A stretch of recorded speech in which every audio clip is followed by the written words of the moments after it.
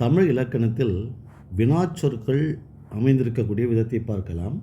பொதுவாக ஆ, ஏ, ஓ என்ற இந்த 3 நெல்லெழுத்துகள் வார்த்தையினுடைய இறுதியில் வருகிற போது அல்லது வாக்கியத்தினுடைய இறுதியில் வருகிற போது அது வினாவாக மாறும். இப்போ உதாரணமாக வந்தானா, வந்தானே, இது சங்ககாலத்தில் பயன்படுத்தப்பட்ட வினா வாக்கியம். வந்தானோ. ஆக இந்த 3 நெடிலெழுத்துகளும் வாக்கியத்துக்கு பின்புறம் வருகிற போது, இறுதி எழுத்தாக வருகிற போது வினாவாக வரும் என்பது நமது இலக்கணம். அதே சமயத்தில் இப்போ வினாக்குறி நம்ம போட்டால் தான் நமக்கு வினா வாக்கியம் அல்லது வினா எழுத்து என்று சொல்லுகிறோம். ஆனால் அது இல்லாமலே நமக்கு வினா எழுத்து வருகிறது. இது தொல்காப்பியர் சொல்லுகிறார். எப்படின்னு பார்த்தீங்கன்னா, இப்போ யாது, எவன் என்று வார்த்தையினுடைய முதலில் யாகாரமோ எகரமோ வருகிற போது அது வினாவாக மாறுகிறது. ஆனால் அதற்கு பின்பு வினா குறியை நாம் போட வேண்டிய அவசியமில்லை. இதுக்கு தொல்காப்பியர் என்ன விதி எழுதுகிறார் அப்படின்னா, அதாவது யாது எவன் ஆயிரு கிளவியும் அறியா பொருள்வையின் தெரிய தோன்றும்.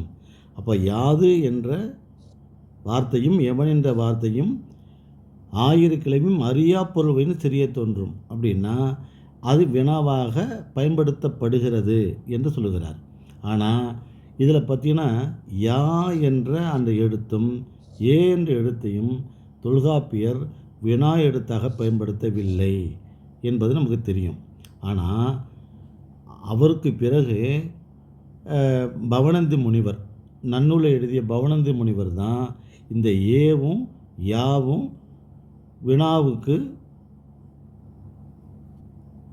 குறியீடு எடுத்தால் வரும். அதாவது ஏயா முதலும் ஆவோ ஈற்றும் ஏ இருவடியும் வினாவாகுமே என்று பவணந்தி முனிவர் தான் சொல்கிறார்.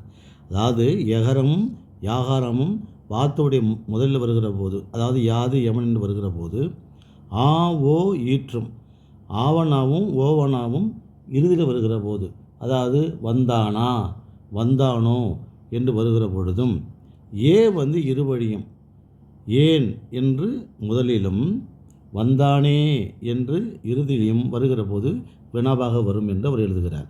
அது மட்டுமல்லாமல் இந்த எகரம் ஆகாரத்தோடு சேர்ந்து யாகாரமாக தான் வருமே தவிர ஏ என்று வருவது மொழிக்கு முதல்ல நம்முடைய தமிழில் இல்லைன்னு அவர் சொல்லுகிறார். ஆனால் அதே சமயத்தில் ஏமனர் யோகம் என்ற சொல் இருக்குது. ஆனால் அது தமிழ் வார்த்தை இல்லை.